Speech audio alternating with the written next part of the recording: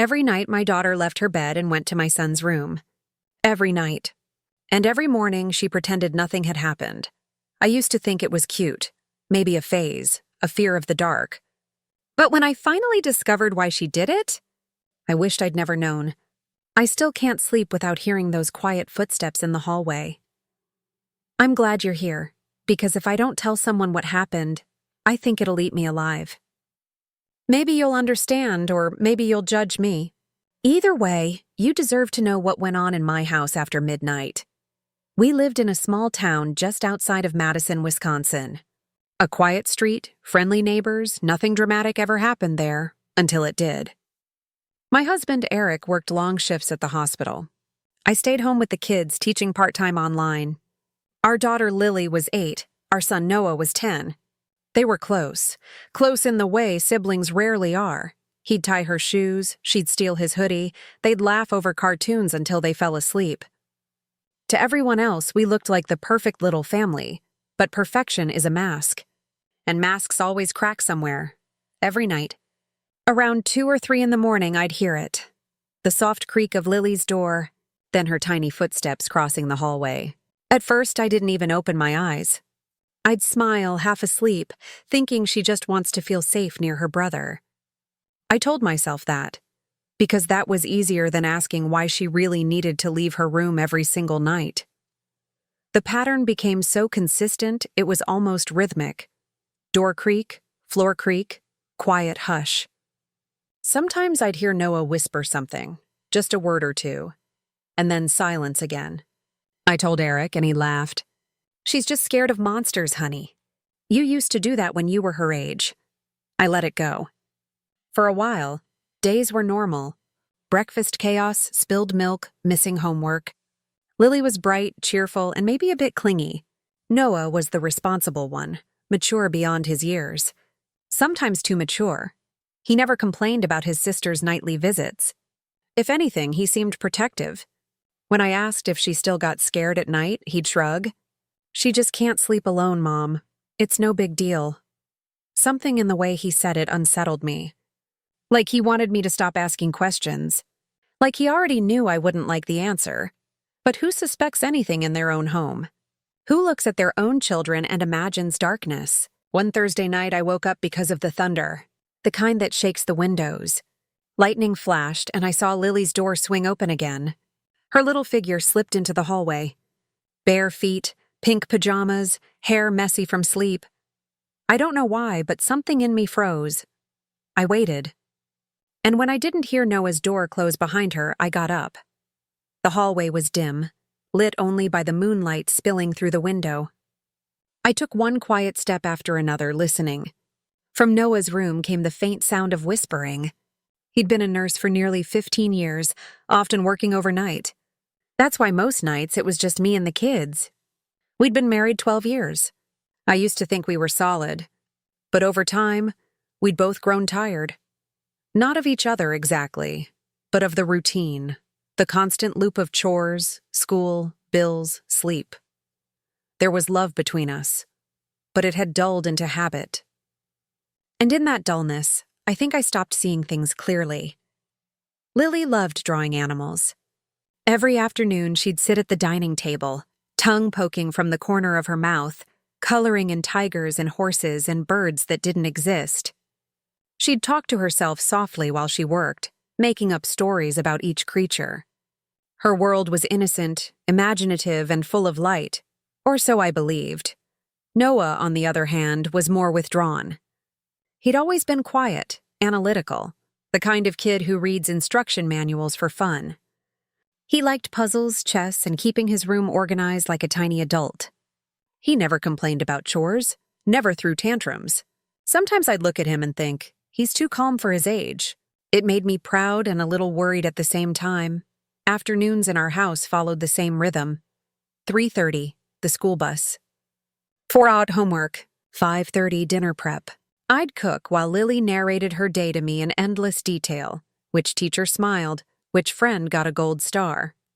Noah usually sat at the table sketching or building something from his little toolkit. He liked to disassemble old electronics, radios, clocks, anything with wires. Sometimes Lily would sit beside him and watch, fascinated. I'd peek in from the kitchen and feel a kind of peace. The two of them together made me feel like I'd done something right, and yet, even in those peaceful moments, there were shadows.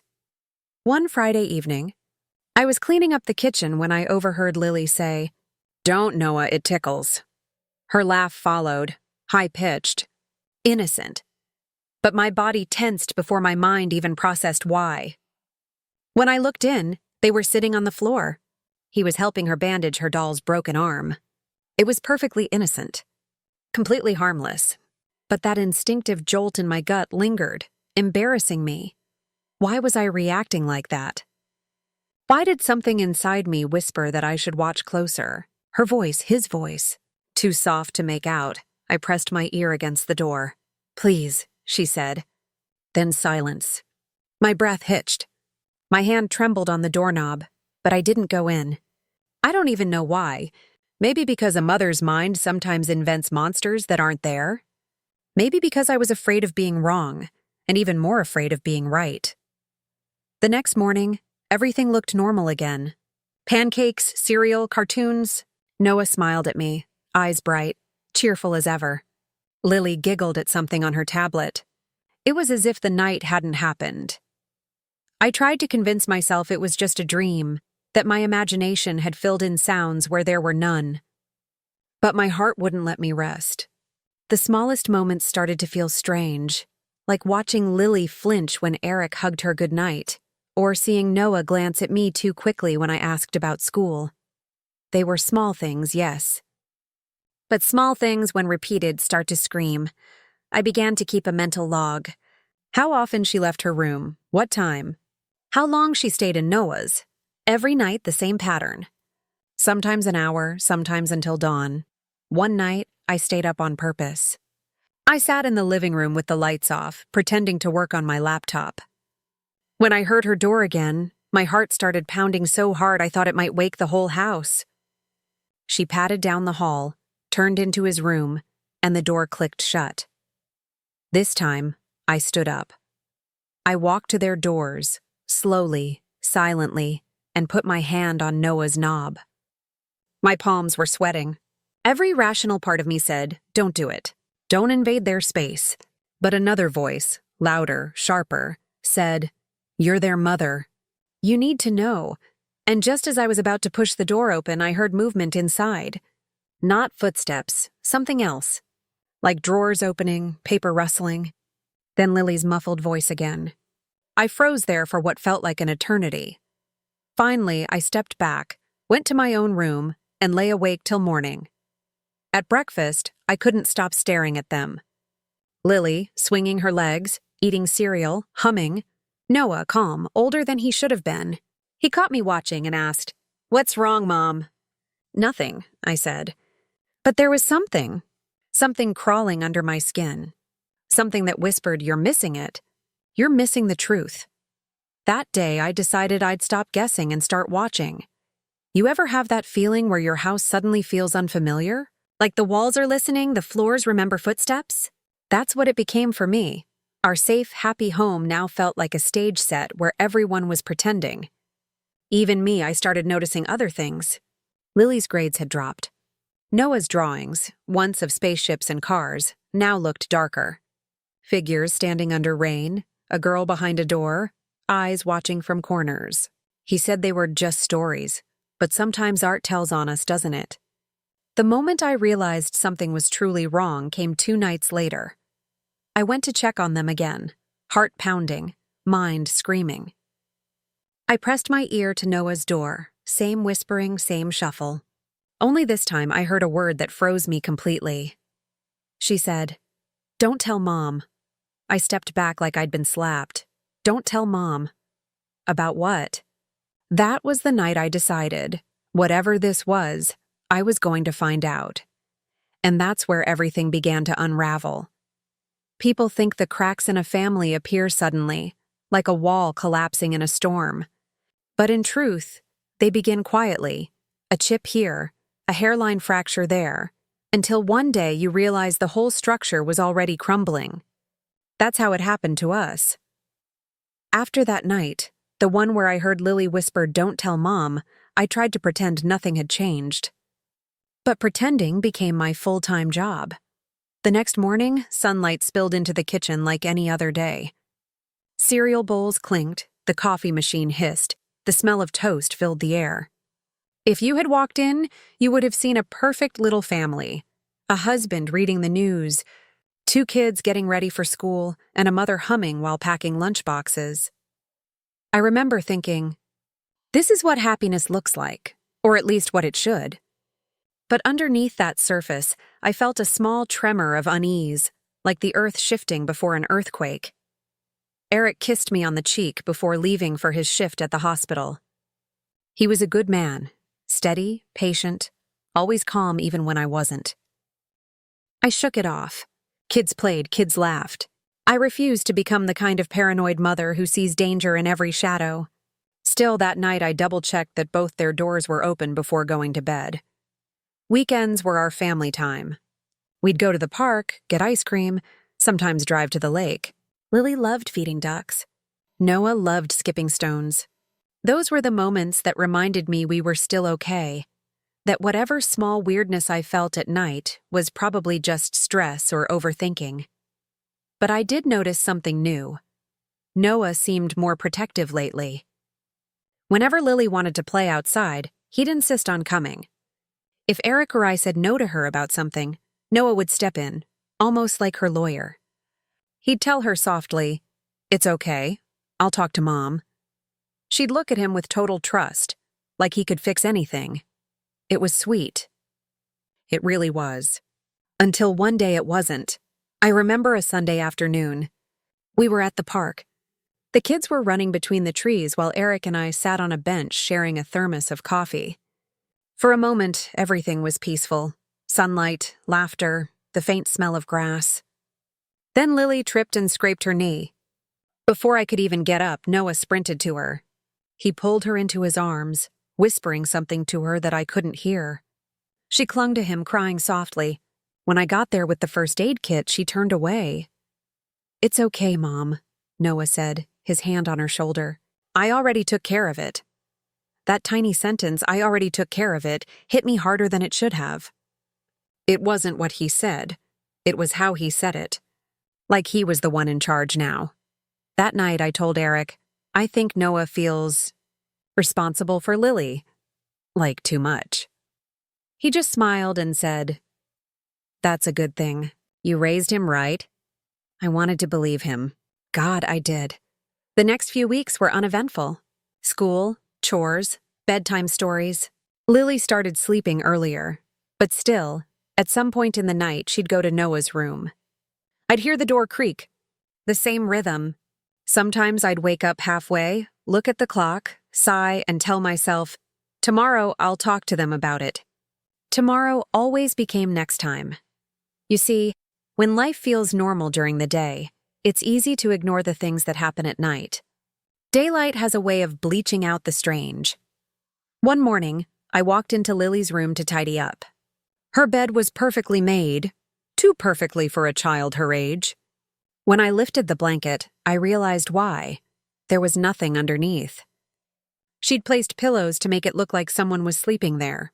A trick. Something a child would do only if she wanted to hide that she'd been gone. It stopped me cold. My hands trembled around the blanket. Why would she feel the need to pretend she was in bed? I sat down on her little chair and stared at the empty space where she should have been sleeping. Something inside me started whispering again. That same uneasy voice that had begun weeks ago. The one that said, "Wake up." Something's off, but the louder that voice got, the more I buried it under chores, errands, and smiles. Because acknowledging it meant risking everything. And at that time, I still believed my family was too strong to break. That evening, during dinner, I studied their faces. Lily, cheerful as ever, telling me about a class project. Noah nodding politely. Eyes flicking between me and her like he was monitoring every word she said. Eric, exhausted, barely eating. It should have been a picture of domestic peace. But under that warm kitchen light, I felt like an outsider in my own home. Like they all knew a secret I didn't. When dinner ended, Noah collected everyone's plates before I could move. He rinsed them silently, efficiently like a grown man. Then he turned to me and smiled. "You should rest, Mom," he said softly. "You look tired." That smile was too polite, too measured. It was the kind of smile that hides something. And in that moment, I finally admitted it to myself. Something wasn't right with my children. I just didn't know what yet. That night, I decided I'd start paying real attention. No more pretending, no more rationalizing. If Lily went to his room again, I'd be ready. I didn't know it then, but that small decision, to finally see, was the first step into a darkness I could never unlearn. The night I decided to really stay awake, the house felt different. Colder, heavier. Even the air in the hallway seemed to hold its breath with me. I sat on the couch with a mug of tea that went cold an hour ago, lights off, ears sharp for every sound. The hum of the refrigerator, the faint ticking of the clock. Then there it was, the creak of Lily's door. My chest tightened. I didn't move. Her steps were soft, measured, like she didn't want to wake me. Then a pause. Then Noah's door, a slow hinge squeal and the click of it shutting. For a moment, I stared into the dark, willing myself to get up. But I didn't. I just sat there, listening to the silence that followed. Thick, deliberate silence. When I finally stood, the floorboards groaned like they were warning me. You can't unhear what you're about to hear. I reached the hallway, bare feet pressing against the cool wood, heart hammering. I leaned close to Noah's door again, every nerve in my body waiting. I heard whispering. But this time it wasn't gentle. Her voice trembled. His sounded low, almost pleading. I couldn't make out words, just tone, and the tone was wrong. Not playful, not brotherly, something else. Something strained. I stepped back, dizzy. My mind ran through possibilities, a nightmare, a secret, a fight. I told myself, they're kids. Don't make it something it isn't. But that whisper wouldn't leave my ears, circling like a wasp. Morning came cruelly bright. I made pancakes, hoping the sweetness would cover the sour feeling in my stomach. Lily walked in first, rubbing her eyes, yawning. Noah followed, hair messy, avoiding my gaze. I kept my voice light. "Did you both sleep well?" Lily nodded too fast. Noah mumbled, "Yeah." It was such an ordinary exchange, but their body language told another story. She sat closer to him than usual, like she needed the safety of his shoulder. And he kept his arm around her chair almost the entire breakfast. It shouldn't have meant anything. But it did. Later that day, I tried to talk to Lily while folding laundry. "Sweetheart," I said, keeping my tone casual. "Do you still get scared at night?" She shook her head. "Then why do you go to Noah's room?" Her hands froze midair, holding a small pink sock. She looked up at me, expression blank for a heartbeat, then smiled. "Because he tells me stories, nice ones. About Mom and Dad." I wanted to believe her. I really did. But her smile didn't reach her eyes. That night, I put a baby monitor in the hallway. It felt ridiculous. My kids weren't babies anymore, but it was the only way I could hear without standing outside their doors. I told myself it was just to ease my mind, just for one night. One night of proof that everything was fine. At 2:07 a.m., the static crackled. Then the creak. Then Lily's soft footsteps. Then the door closing. For a minute, silence. Then voices, muffled, impossible to separate. A whisper, a gasp. My hands clenched around the monitor until my knuckles went white. And then something strange. I heard crying. Not loud, just little hiccups of breath. It sounded like Lily, but it stopped almost immediately. Followed by Noah's voice, low and calm, saying, "Shh, don't wake Mom." The room spun around me. I didn't know what to think. I wanted to believe I'd misheard, that it was a dream, that maybe she'd just had a nightmare and he'd comforted her. But my mind wouldn't stop filling in the blanks. The next morning, I couldn't look at them. I burned the toast, spilled coffee, dropped a spoon. Eric noticed. "You okay?" he asked, hand brushing my shoulder. "Didn't sleep," I said. "Maybe you need to see someone for anxiety again," he said gently. Anxiety. The word felt like an accusation. He wasn't wrong. I had struggled with panic attacks years ago after Lily was born. But this wasn't that. This wasn't in my head. I wanted to tell him what I'd heard, but something inside me stopped me. Maybe because saying it aloud would make it real. Maybe because if I was wrong, I'd sound like a monster accusing her own children of something unthinkable.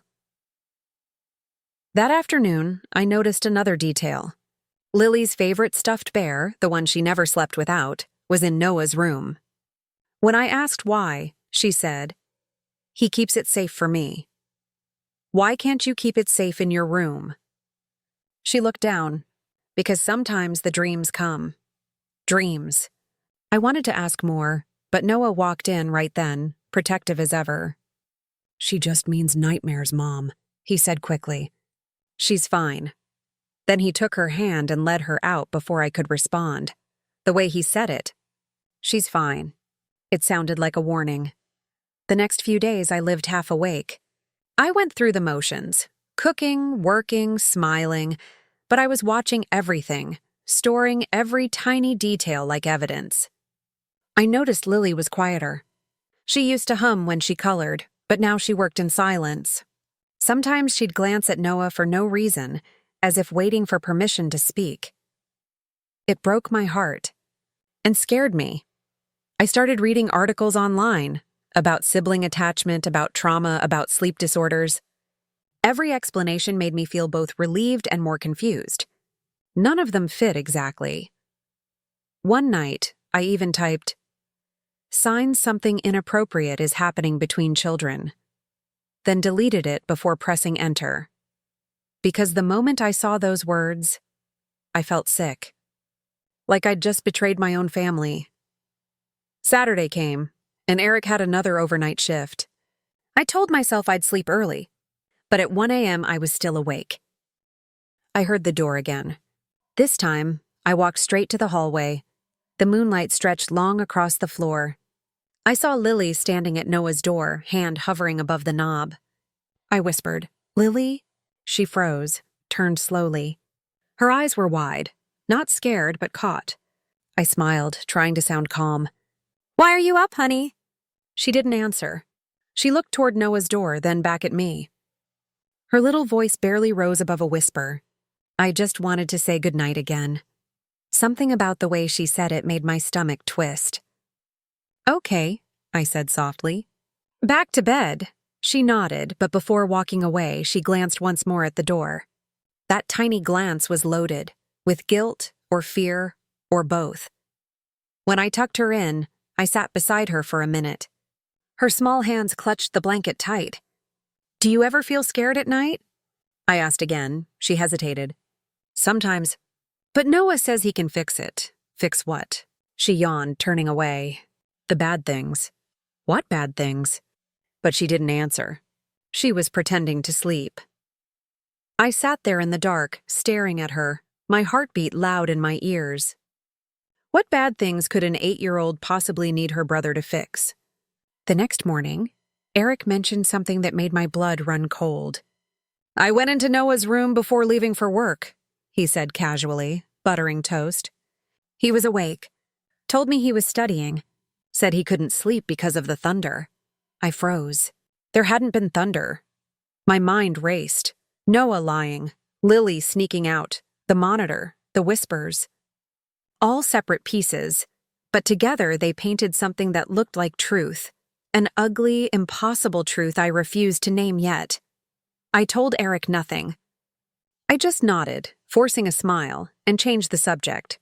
But inside, a switch flipped. This wasn't anxiety. This wasn't imagination.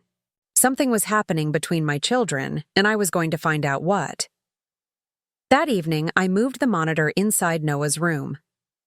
Hidden, tucked behind books. I told myself it was just precaution, just evidence if I ever needed it. But the truth was darker. I didn't trust my own son anymore. Before bed, I kissed them both goodnight. Lily hugged me tight, her heartbeat rapid against my chest. Noah met my eyes for a moment, and I swear I saw something there. Something like fear. "Good night, Mom," he said. Then he locked his door. He had never locked his door before. I barely slept that night. At 2:16 a.m., the monitor came alive. A door creaked, footsteps whispering again. I pressed the volume higher until the static cleared, and I finally heard it. Lily's voice. Small and trembling. But it still hurts, Noah. Then his voice. Soft but firm. Don't worry, I'll make it better. Just don't tell Mom. The room went silent. I dropped the monitor. My breath came out in sharp bursts, and right then I knew. I couldn't pretend anymore. Whatever this was, it was no longer innocent. Tomorrow I was going to open that door. I'd told myself that in the morning I'd open Noah's door. But morning is cowardly. It dresses everything in light and pretends the night didn't happen. So I waited for the dark again, heart tight and clumsy. And when the house fell into that heavy underwater quiet, I moved. The hallway felt colder than usual. I could hear my own breathing, quick and shallow, and the faint thud of my pulse in my ears. At 2:11 a.m., the first sound, Lily's door. At 2:12, the soft pads of her feet. At 2:13, Noah's hinge, the hush of it closing. I didn't hesitate this time. I crossed the hall and curled my fingers around his knob. It was unlocked tonight. Maybe he'd simply forgotten. But that tiny accident felt like fate slipping me a key. I pushed the door open a few inches and let my eyes adjust to the glow of a small desk lamp. They both froze. Lily was kneeling on the rug, hair tangled, pajamas wrinkled, her small hand wrapped around a tiny foil packet. Noah sat on the edge of the bed, pale and sweaty, his shoulders hunched. On the comforter beside him lay things that didn't belong to a 10-year-old. A black zip pouch, a thin plastic device, a lancing pen, and a notebook with numbers in columns. The sharp medicinal smell hit me first, alcohol swabs. My heart didn't just drop. It fell through the floor. What are you doing? The words scraped out of me. Too loud for the hour, too small for the moment. Lily's eyes flew to Noah's face. She didn't answer. She looked to him, waiting for permission, as if he were the adult and I were the child who might overreact. Noah swallowed. Mom. His voice shook, then steadied with a stubbornness I recognized too well. It's nothing. Go back to bed. Nothing. I stepped inside and closed the door behind me, as if the hallway were a witness I needed to protect. I moved toward the bed, and everything on it came into focus. The glucose meter, test strips, the lancing device, a half-empty box of juice, a little spiral-bound logbook with dates and times. For one dizzy, impossible second, I thought, Noah has diabetes? When? How? Why don't I know? I'm married to a nurse. I'm his mother. How could this be happening in my house, in secrecy, at 2 a.m? Lily stood small and stubborn and put her arms out like a barrier. Don't be mad, she whispered. He gets shaky and cold. I help him, I stared at the meter. The screen was lit, 49 Mabur DL. I didn't have to be a nurse to know that number was frighteningly low. Noah pulled his hand away from the lancing pen and pressed a tissue to his finger, jaw clenched. It still hurts, Lily murmured, automatic and protective, as if she had said it 100 times before. I can make it better, Noah answered without looking at me, reaching blindly for the juice box. The words from the monitor crashed back through me. But it still hurts. Noah, don't worry, I'll make it better. Just don't tell Mom. They weren't about something unspeakable. They were about this. About a 10-year-old boy trying to treat a dangerous low blood sugar in secret, and an 8-year-old girl helping him because he told her to. I sank to the edge of the bed too fast, and the mattress tilted. The meter slid, clacked against the wood floor, and I flinched like it was a gunshot. How long? I asked. It came out hoarse. How long has this been happening? Noah stared at the carpet. A while. How long is a while? He shrugged, lips pressed tight. Not defiant, scared. Lily tugged at my sleeve, small fingers shaking. Sometimes he gets sweaty and shaky and can't talk right, she whispered. I give him juice. He says if we tell you, you'll worry and cry and not sleep, and Dad will be mad because Dad is tired and has to work and... Stop! My voice broke. I took her hand. It felt cold. You should have told me. Noah finally looked at me. His eyes were glassy. "I didn't want you to make it a big thing," he said. "You always make things big when you're scared. It wasn't meant to be cruel." It was accurate. And it cut through me anyway. I reached for the logbook with shaking hands. The pages were filled with cramped handwriting, Noah's, dates, times, numbers. 2:03 a.m., 58, 2:17 a.m., 49, 1:46 a.m., 54 notes. Felt shaky. Lily woke me. Juice. The columns ran back weeks. A map of secret nights I had slept through in the room across the hall. I tried to speak and couldn't. In my head, I was already cataloging symptoms, patterns, the way the episodes clustered at night. I remembered the rustle I'd heard, drawers opening. It was this kit. The paper I'd imagined? Alcohol swabs, the plea? Lily asking him to eat more when he felt too sick to swallow. The muffled crying? Fear and relief fighting in a child's chest. "How did you even get this?" I asked, nodding at the meter. "Who gave it to you?" Noah's jaw tightened. He glanced at the desk drawer. For a moment, I thought he wouldn't answer. Then quietly, "From Dad's old bag. The one in the closet. He had extras." A picture flashed in my mind. Eric's duffel from an in-service training, tossed into the closet months ago with leftover supplies he'd forgotten. My mouth went dry. I could hear my own voice weeks ago. "She's just scared of monsters, honey." No monsters. Just a crisis my son solved alone because he believed I couldn't handle the fear. My hands were numb now. I reached for the juice box and pressed it into Noah's hand. "Drink," I said. And when he hesitated, I used the voice I save for life or death moments, the one born under the weight of labor pains and ER waiting rooms. Now, he obeyed. 3 long pulls through the straw. We waited. Lily stood on her toes to watch the meter like it was a sunrise.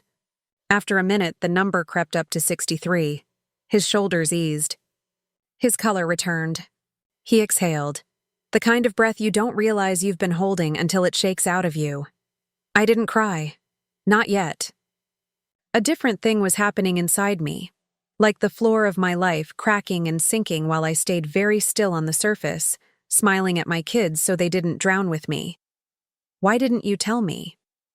I asked again, softer. "Either of you." Noah picked at the corner of the notebook. "Coach said if I want to make A-team next year, I have to be disciplined." I tried skipping snacks. I wanted to be faster. At night I felt weird. Then one time I felt wrong. My hands were shaking and I couldn't think, and Lily was there. She gave me juice from the fridge. It got better. He swallowed.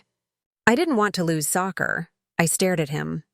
A child trying to out-discipline biology. No diagnosis, no plan, just shame and a sister's loyalty. "And the meter?" I whispered. "I wanted to prove it wasn't a big deal," he said. "If I checked and it went back up after juice, it meant I could fix it." Lily helped.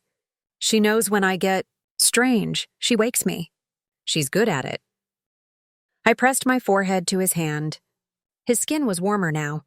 "We're going to the doctor in the morning," I said, no room left in my voice for argument. "We'll do this right. You don't have to play scientist in the dark anymore." "And you," I turned to Lily, "you get to be 8 again." She nodded fast, tears shining. "Okay, but can I still check sometimes? In case he forgets?" I smiled, the kind of broken smile that lets light in. "You can be my helper. But after I know, after Dad knows, after we have a plan." Noah stared at the meter again like it had betrayed him by telling me the truth. "Am I in trouble?" he asked, voice tiny in a way I hadn't heard from him in years. "No," I said. "You're in danger." "That's different. And we're done with danger." He nodded, but the shame stayed stuck to his face like a mask that refused to peel. I recognized that mask. I'd worn it. It says I should have been stronger. I should have needed no one. I gathered the kit into the pouch with careful hands, like it might explode if I rushed. The zipper's teeth clicked closed, a final, quiet decision. Secrecy ends here. I tucked both kids into Noah's bed, not the perfect boundary, not the perfect parenting choice, but the only one my heart could manage without splintering. I sat on the floor. my back against the nightstand, and kept watch. Every few minutes I rechecked the number, watched it rise into the 80s, then the 90s. When it reached 101, my shoulders sagged in a way they hadn't in weeks. He slept, Lily slept. The house loosened its grip on my lungs, but peace didn't come. Not the kind that forgives you. Because now that I finally knew the truth, another, uglier truth climbed out from under it. The one I'd been avoiding for years. My son learned not to wake me. My daughter learned to carry the weight I should have carried. And I, who prided myself on noticing everything, the chipped plates, the forgotten forms, the faint sadness in their voices, had missed the thing that mattered. When the first stain of dawn drew a thin line across the carpet, I still hadn't moved. I had the pouch in my lap and the logbook open to all the nights I wasn't there. The last entry glared up at me, circled, a child's scrawl announcing what I tried not to be. Scared. That word, more than the numbers, felt like an indictment. By the time the birds began, I had decided on two irrevocable things. We were going to the hospital, and I would tell Eric everything, every missed hint, every whisper. Every night I rolled over and let the house keep its secrets. I stood, knees stiff, and gently separated their sleeping bodies. Lily stirred, searching with her hand until she found Noah's wrist and settled again. He didn't wake. I looked at them, and the guilt finally rose like a tide I couldn't fight. I stepped into the hall and let myself break there, quiet and shaking. One hand over my mouth so I wouldn't wake them with a sound I had denied them for weeks. A mother's cry. That's where part 4 ended for me. Alone on the hallway floor. A zippered pouch in my lap and a list of numbers that told a story I should have read sooner. Knowing the daylight would ask for action I was terrified to take, and that my children would never again be the same kids who believed night was theirs to manage without me. When the sun finally pushed a thin gray through the blinds, I stood up from the hallway carpet and made two decisions. First, we were going to the hospital. Second, the secrecy ended with me. Those choices didn't feel brave. They felt like oxygen. I had run out of the luxury of panic. Morning was a corridor, and I walked it. I nudged Noah awake with a hand on his shoulder and the calm voice I'd been saving for emergencies. "Hey buddy, shoes, jacket. We're going to get this checked right now." His eyes flickered to the pouch in my hand, then to Lily still curled at the edge of the bed. "Is she coming?" he asked. "Yes," I said. "We all are." Downstairs, I set out toast and cut fruit, the closest thing to control I could manufacture in 15 seconds. I poured juice and watched Noah drink it without argument. Lily sat quietly, eyes on him, waiting for any sign of those spider hands. There were none. I texted Eric, "Call me when you're on break." Emergency but safe. I didn't want him driving home in a panic. Panic had been my currency. I was bankrupt. In the car, Lily held Noah's sleeve with 2 fingers like a tether. I drove the speed limit. That felt important. No sirens, no dramatics, just a straight line to the people who would name what we were dealing with and tell us the rules of the game. At check-in, I said the words clearly. Frequent nighttime shakiness, sweats, confusion. We have blood sugar logs. He looks better now. I placed the pouch and notebook on the counter like a confession and a petition. The triage nurse glanced at the numbers, then at Noah.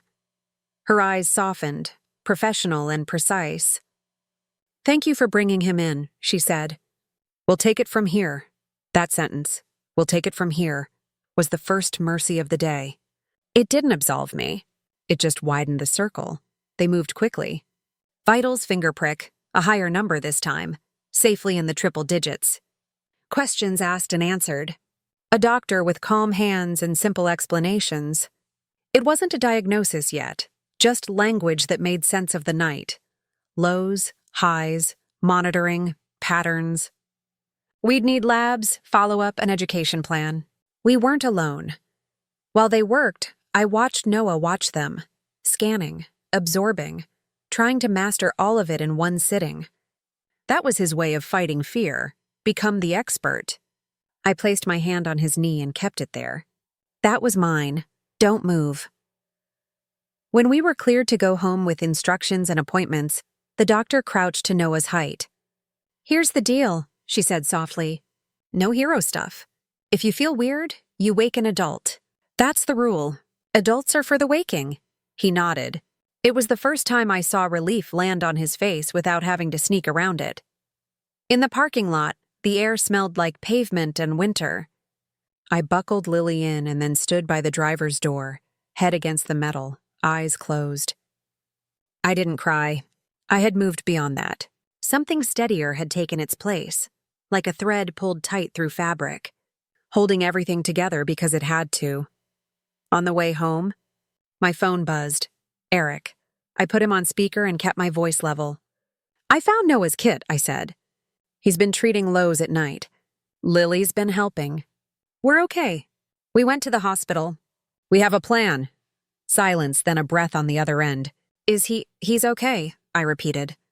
"But we've been missing it. Both of us." Another breath. "Okay," he said quietly. "I'm coming home. Finish your shift if you need to. We're safe." "I'm coming home," he said again, firmer, like an apology in action. Back at the house, I set the pouch on the kitchen counter and opened the notebook to the most recent page. I wanted the evidence visible, not tucked in a drawer. Then I made a list on a sticky note. The way I do when the day is bigger than my brain. Call school nurse, set appointment with pediatric endo clinic, lock in supplies and training, teach Lily, help her rules, talk to coach, talk to Eric, everything. Start to finish. I stuck it to the fridge like a pledge. Every line was a small act of war against the version of me that avoided the hard conversation until it exploded. Noah hovered by the counter. "Am I grounded?" he asked again, still 10, still worried about the shape of consequence. "No," I said. "You're deputized." He blinked. "It means you're on my team," I added. "We learn this together. But there are new rules and I enforce them." He nodded, cautious but listening. That was enough. Lily leaned against my hip. "What are my rules?" I knelt so we were eye to eye. "Number 1, if Noah feels weird, you wake me. Always wake me." She repeated it like a vow. "Always wake you." "Number 2, you don't use any pokey things. That's my job or a nurse's." She made a tiny face at pokey but nodded. "Number 3, you get to be 8. That means you can help, but you don't have to fix it." She frowned thoughtfully. "What if you're sleeping?" "I'm never sleeping through it again," I said, and meant it with a steadiness that shocked me. Eric walked in an hour later, still in scrubs, shoulders tight. He hugged Noah first, then Lily, then me. It wasn't a dramatic reunion. It was a repair stitch. We sat at the table and I told him everything.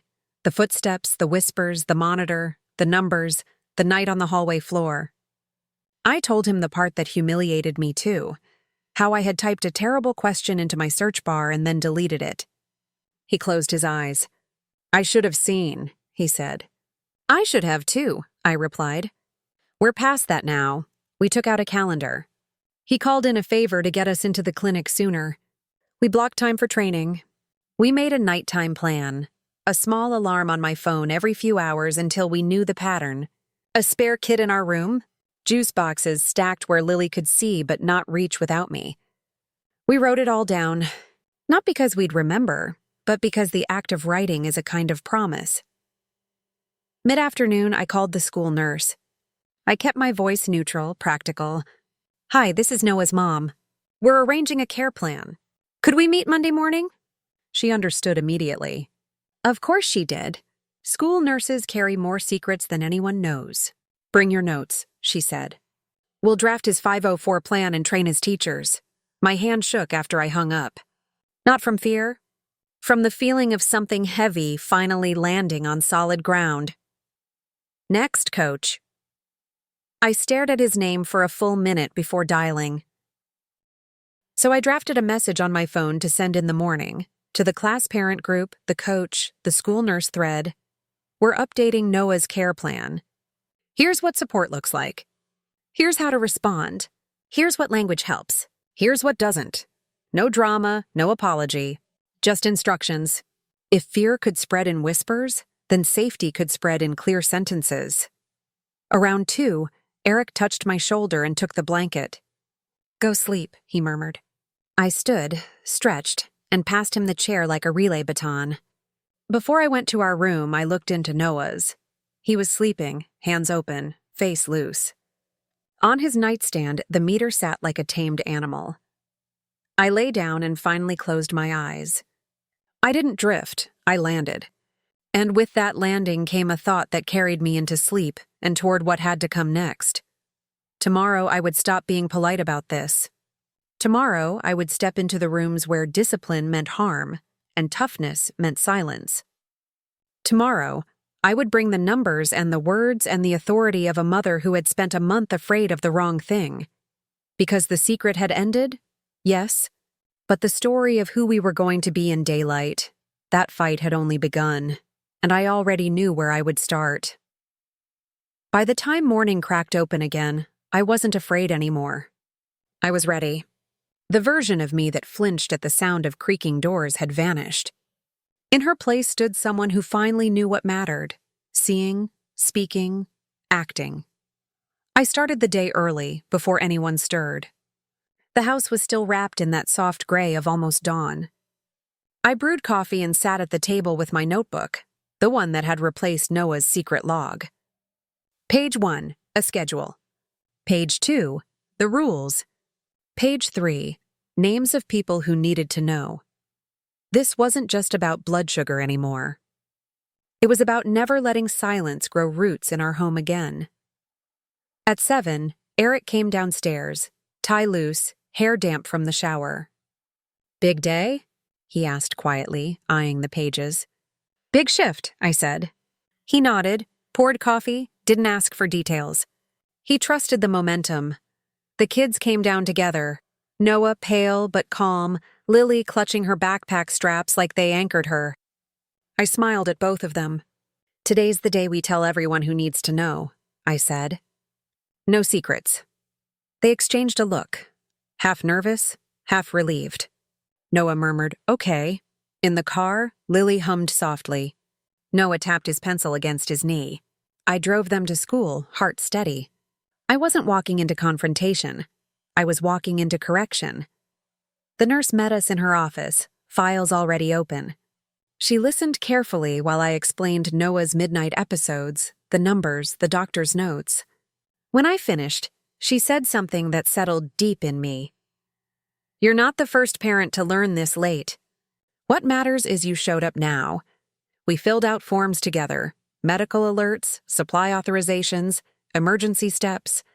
Her pen moved fast, confident. When she handed me the final sheet, it was more than paper. It was a safety net. Then came the meeting with his teacher and the gym coach. The same coach who once said, "Discipline builds champions." He stood when we entered, polite, wary. I started simple. "Coach, Noah has hypoglycemia.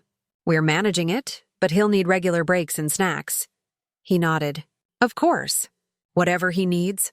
I could have left it at that, but part of me, the part that had spent nights in fear, needed to speak plainly. "I need to say something else," I continued. Noah stiffened beside me, unsure if this was about to embarrass him. I looked directly at the coach. When you tell kids that being tough means ignoring their body, they hear it as a command. My son nearly collapsed trying to be what he thought you wanted. "I'm not angry. I'm asking you to help me undo that idea." The room went silent. The coach looked down, then up again, his face softening. "I didn't realize," he said quietly. "You're right. I'll fix it." I nodded once. "Good. Let's make discipline mean knowing when to stop." The meeting ended not with conflict, but with a handshake, the kind that seals understanding, not victory. After school, I waited in the carpool lane. When the kids climbed in, Lily immediately started talking about her art project. Noah, though, was quieter than usual. "What's wrong?" I asked. He hesitated. "Everyone knows now. The nurse told my teacher." I nodded. "That's how you stay safe." He bit his lip. "I don't want people to treat me like I'm broken." I turned to face him. "You're not broken, Noah. You're informed. There's a difference." He stared at me, then looked out the window. Sometimes understanding comes later. when the echo of the words catches up to the heart. That evening, Eric and I sat down with the kids at the kitchen table again. We pulled out the hospital pamphlets, the new glucose monitor, and the food chart. It wasn't a lecture. It was a training. I made it a game. Team balance. Each person had a role. Noah, signal monitor mom, snack sergeant dad, data captain. Lily, morale officer. Lily took it seriously, drawing badges for everyone. When she handed Noah his, she whispered, "You're still the boss of juice boxes." He laughed for the first time in days. That laugh, quick, unguarded, was the moment I knew we were going to be okay. Then came the second half of the day, my part. Because families heal in private, but the world outside often needs correction too. I sat down that night and drafted a post for the local parent forum. Not a rant. A resource. A simple story titled, "What I Missed in My Own House." I wrote about ignoring signs, about listening better, about not dismissing small fears. I left out personal details, just the lesson, that toughness is overrated, and awareness saves lives. I clicked post and felt my heart race, not from fear, but from release. By morning, messages poured in. Other parents, teachers, even a nurse from another school. Dozens of replies saying thank you. I thought I was the only one. That's when I realized the climax wasn't a single moment of exposure. It was this ripple of truth moving outward. At home, we adjusted to the new rhythm. Juice boxes by the bed, snacks labeled with glucose counts. The monitor beeped sometimes at night, but the sound that once filled me with dread now brought relief. It meant we knew. We were ready. One night, around 2 a.m., it beeped again. I woke instantly, went to Noah's room. He was sitting up, rubbing his eyes. "It's low again," he murmured. I handed him juice, sat beside him, watched the number climb. Lily appeared at the door, hair messy, eyes half closed. "Is he okay?" she whispered. "He's fine," I said softly. "You can go back to sleep." She nodded, but lingered. "Mom? Yes?" I like it better when you wake up first. That sentence. That tiny sentence, it hit harder than any confession. It meant she felt safe again to be a child. 2 weeks later, the hospital confirmed the diagnosis. Early type 1 diabetes. Manageable, treatable, life-changing, but not life-ending. We learned the math, the injections, the dosages. I learned how to read the numbers not as threats, but as facts. Information became our ally. When the nurse handed Noah his first real glucometer, she said, "This isn't a punishment. It's a tool," he grinned shyly. "Like a science gadget?" "Exactly," she said. "And you're the scientist." That afternoon, he told me, "I think I want to do a school project about this, so people don't think it's weird." "Do it," I said. "Own your story before anyone else tries to." That night, after everyone was asleep, I stood in the hallway again, the same hallway where I'd once crouched, terrified of whispers. Now it was silent in a good way. No secrets. No hidden alarms. Just steady, normal breathing from behind both doors. I realized the real climax wasn't in discovery or confrontation. It was here, in the stillness I'd earned. The house didn't creak with guilt anymore. It just lived. I touched each doorknob gently, like a promise. I'm watching. I'm here. Then I went back to bed and let sleep find me for the first time without fear. The first real morning after everything calmed down didn't look special from the outside. The sky was overcast, the kitchen smelled of toast, the dog barked at a mail truck. But inside me, everything felt new, like the world had pressed a soft reset button. I used to wake with a pit in my stomach, waiting for the next noise in the night. Now I woke to the gentle beep of the glucose monitor, followed by Noah's sleepy voice saying, "All good." 2 words that sounded like forgiveness. We had a rhythm now. Every morning started with checks and logs, breakfast balanced with math, carbs, units, ratios. Lily helped count blueberries into a cup. 10 makes 1 serving, she'd say with authority. Noah rolled his eyes but smiled anyway. Eric made coffee and packed lunches with new precision, labeling snacks by number. Our little domestic orchestra, tuned by reality. The house, once haunted by secrets, hummed with small sounds of teamwork. We learned to live in full sentences again. Are you okay? I feel low. Grab a snack. Thank you. They were ordinary words, but they were the language of a family that had learned to speak honestly. Some days I still caught myself glancing toward the hallway around 2 a.m., habit clinging like dust. But instead of footsteps, there was quiet. And that quiet didn't scare me anymore. Eric changed too. He started coming home earlier when he could, checking Noah's readings, asking Lily about her drawings. I'd watch him with them and feel a small ache of regret, because he'd always been capable of this tenderness. He'd just been buried under exhaustion. Maybe we both had. We talked more now, not just about bills or chores, but about how close we'd come to losing the thread. Now we practiced interrupting. If something felt off, we said it out loud. No guessing, no pretending. That was harder than it sounds. Honesty always is, but it was worth every uncomfortable pause. At school, Noah became something of a quiet ambassador. His teacher asked if he'd like to explain his glucose monitor to the class. He hesitated at first, then agreed. I stood in the back of the room while he held up the device, explaining how it checks sugar levels and how juice isn't just a drink, it's medicine sometimes. When he finished, the room clapped. Lily cheered loudest. On the drive home, he grinned. "Mom," he said, "no one looked at me weird." I smiled. "That's because you told them the truth first." Evenings became gentler too.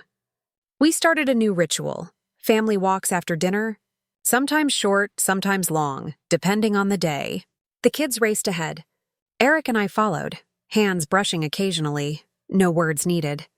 We'd watch the sunset spill over the houses, warm and slow, and I'd think, we earned this quiet. It wasn't perfect. Some nights Noah's numbers ran high. Other nights the alarm startled us awake. But the panic was gone. We moved together, a practice team. I'd hand him juice or Eric would check the meter. Lily would mumble, "Is it okay?" from her room, and we'd answer, "Yes, go back to sleep." And she did. That simple trust felt like a miracle. The biggest change, though, happened in me. Before all this, I lived half asleep, convinced that calm meant safety. Now I understood that calm without awareness is just numbness. I started paying attention to small things, to tone, to the way each of us carried the day's weight.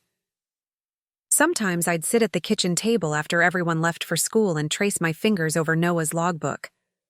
Each entry was a little story, a test, a snack, a number, a correction. Evidence of survival, written in a child's careful handwriting. It reminded me that healing doesn't come in one burst. It comes in repetition, in showing up again and again. A few weeks later, Noah had his first soccer game since everything changed. He was nervous, afraid of another low, afraid of slowing the team down. Before the whistle blew, he jogged over to me on the sideline. "Mom," he whispered, "what if I mess up?" I crouched so we were eye to eye. "If you mess up," I said, "you'll fix it. And if you can't, I'll be right here. Either way, you finish the game." He nodded, exhaled, and ran back. He played beautifully, not because he scored, but because he played without hiding. When the whistle blew and his teammate slapped his back, I felt tears sting my eyes, the good kind. The kind that tastes like relief. That night, we celebrated with pizza, measured portions, of course. Lily insisted on a toast with apple juice. "To Noah's numbers," she said, raising her cup. We laughed and clinked glasses. For once, celebration didn't feel forced. It felt earned. After dinner, Eric found me in the kitchen rinsing plates. "You look different," he said. I smiled. "Less haunted?" "More here," he said simply. He was right again. I was finally here, fully in my own life, not standing outside it, watching through worry. A month later, I had my first quiet evening alone since everything began. The kids were asleep. Eric was on a late shift.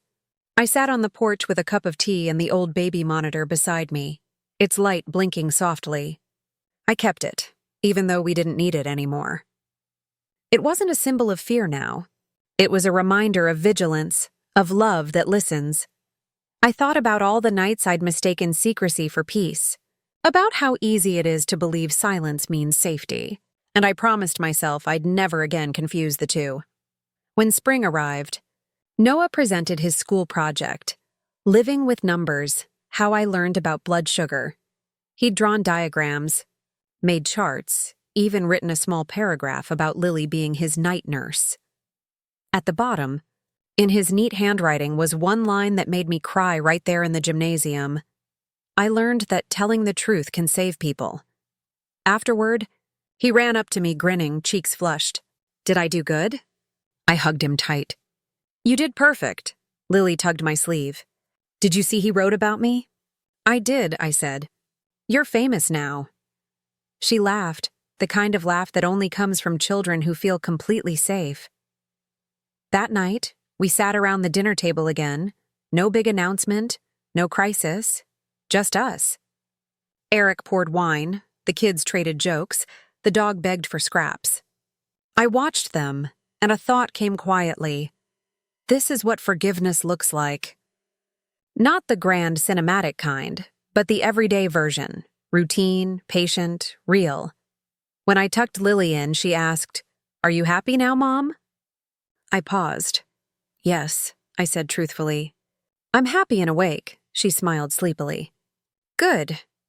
Don't go back to sleep then. I won't, I promised. Later, I stood again in the hallway, the same place where everything had started. The air felt lighter, almost gentle. No ghosts here. Just a mother who had finally learned that love isn't just warmth. It's vigilance. It's questions. It's staying awake even when it hurts. I glanced at both doors, then turned off the light. For once, darkness didn't scare me. It was just another side of the day. It's strange, the way ordinary life returns after chaos. One morning, you realize you're back to buttering toast, sorting laundry, and reminding kids to wear coats. But beneath all that normalcy, there's a new layer, quiet understanding that things break, and then, if you're lucky, they mend stronger. Months passed, and our house found its rhythm again. Not the flawless, polished rhythm we had before. That was an illusion, but a slower, more human one. There were still rough mornings, late alarms, missing socks. But now, when the floor creaked at night, I didn't tense. Sometimes it was just Lily going for water, or Noah checking his numbers. And sometimes it was just the house breathing, like it was grateful to still be full of us. Every once in a while, I still think about that first night, the whisper through the door, the fear that hollowed me out. But now I see it differently. I used to think that was the night everything fell apart. Now I know it was the night everything began to come together, because truth, even when it breaks you, is a form of healing. It cracks you open, lets the light in, and that light shows you where to rebuild. Noah's diagnosis didn't define us. It refined us. It taught us patience, structure, humility. It made him wise in ways no child should have to be, but also kind in ways few adults ever learn to be. Sometimes I'd watch him test his sugar before a meal, calm and practiced, and I'd think, he's not fragile, he's forged. Lily, too, changed in her own way. Her drawings grew brighter. Sunrises, open doors, families holding hands. She stopped sneaking down the hall because she didn't need to anymore. Sometimes she'd come to me before bed, curl up beside me and whisper, "We're all okay, right?" And every time I'd answer, "Yes, we're all okay." And I meant it. Eric and I started taking small walks after dinner, something we hadn't done in years. No phones, no distractions. Sometimes we'd talk about the kids, sometimes about work, sometimes nothing at all. The silence between us felt healed, not empty but comfortable. He'd squeeze my hand, and that small gesture would say what neither of us had words for. We made it through the worst version of ourselves and came out better. I also started writing again. It began with journaling, just thoughts, reflections, confessions I couldn't say aloud. But over time it became something else, stories. Not all true, not all happy, but honest. Because honesty is the only way I know how to breathe now. And that's how this story found its way here. To you. Me talking to a camera in my kitchen with the same shaky voice I once used to whisper through tears. I didn't plan to share it. But one night Noah asked me, "Mom, why do you write if no one reads it?" And I realized, maybe someone should read it. Maybe there's another parent out there, hearing footsteps in the hallway, afraid of what they'll find if they look. And maybe my story could tell them, look anyway. If you've stayed with me this far, you probably understand that this isn't a story about illness. It's a story about awareness, about the danger of silence, and the courage it takes to ask questions you might not want answered. Because pretending everything's fine doesn't make it so. Sometimes the most loving thing you can do is to turn on the light, even if you're scared of what it will reveal. I've learned that motherhood, parenthood really, isn't about keeping your kids from pain. It's about walking with them through it. It's listening when they whisper, "Don't tell Mom," and knowing that maybe what they really mean is, "I'm scared. Please don't make it worse." It's showing them that being brave doesn't mean hiding fear. It means sharing it, and it's forgiving yourself for all the nights you didn't hear what you should have. Because love is messy and imperfect, and it doesn't always arrive on time. But when it finally does, it stays. A few weeks ago, Noah asked if he could start sleeping with his door open again. I said yes, even though I didn't need the reassurance anymore. That open door became a symbol for all of us. No secrets, no shadows, just air and honesty flowing between rooms. Sometimes when I walk past, I see him reading with his lamp on, light spilling into the hallway. And I smile, because that light used to scare me, and now it saves me. Lily sometimes teases me. "Mom, you're obsessed with doors." She's not wrong. Because doors keep things in, and they also let things out. And for years I only knew how to close them. Now, I finally know how to open one and say, "Come in, let's talk." There's one last thing I want to tell you before we end. If you ever find yourself afraid of what might be happening in the dark, don't ignore it, but don't assume the worst either. Fear feeds on silence. Truth might shake you, but it will also steady you. And when you finally face it, you'll find that love was there all along, just waiting for you to look closer. So, to whoever's listening, maybe you're a parent, maybe you're a child, maybe you're just someone sitting alone at night scrolling through stories, I hope mine reaches you. I hope it reminds you that even when things seem broken, people can change, families can heal, and light can return to places you thought would stay dark forever. If you've been carrying guilt, let it go. If you've been avoiding a conversation, have it. If you've been asleep in your own life, wake up. You can't fix what you refuse to see, but you can heal what you're brave enough to face. I never found monsters in my house. Only fear, silence, and love trying to find its way through both. And now when I hear footsteps at night, I smile. Because they're not secrets anymore.